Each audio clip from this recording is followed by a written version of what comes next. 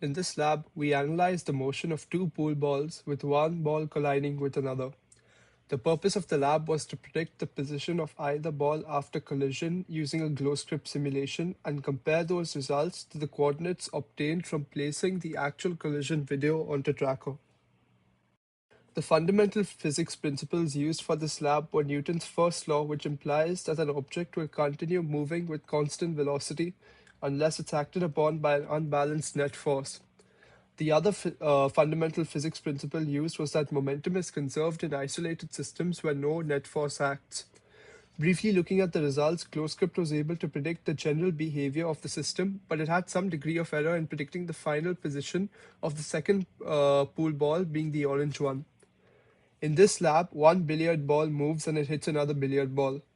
The initial conditions are that a hand nudges the ball from rest while the other orange ball remains at rest until collision. Both of them then move, but in two different directions, away from the axis that the green ball was initially moving along. First, we analyze the motion of the two balls on Tracker. Tracker does allow users to create multiple point masses and track positions of multiple objects, which came in very handy.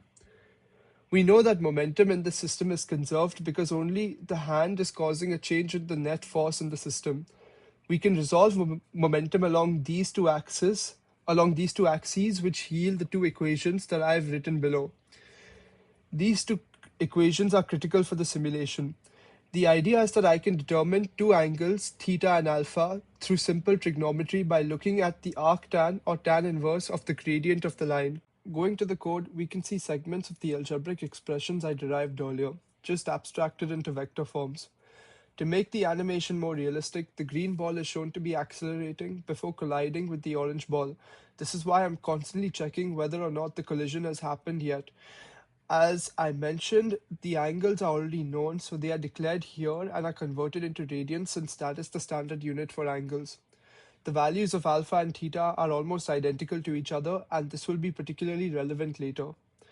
The initial horizontal velocity of the green ball is also declared, and this data was obtained with the tracker application as well.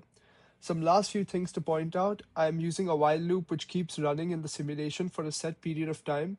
I am using position and velocity update formulae, but I chose not to use any force update formulae because I believe that the code would get too complicated.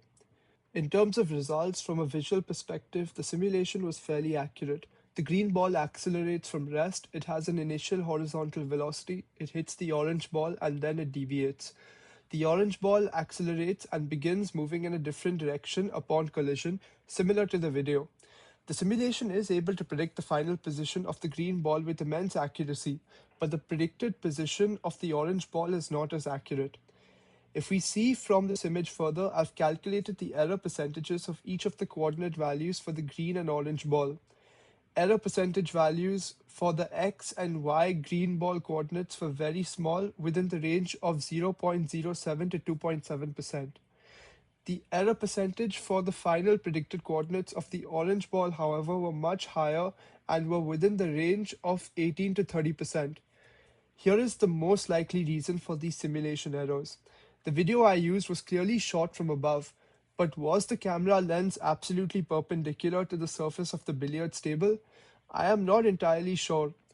In the case it wasn't, the actual values of the two angles alpha and theta would have been different because I didn't account for parallax error. The second reason is that my simulation assumes the two balls to be point masses. In reality, this is just not the case.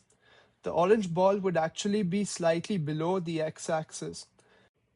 This would cause the orange ball's final position to be different and actually closer to what it was in the actual video. But that's about it. Thank you for watching.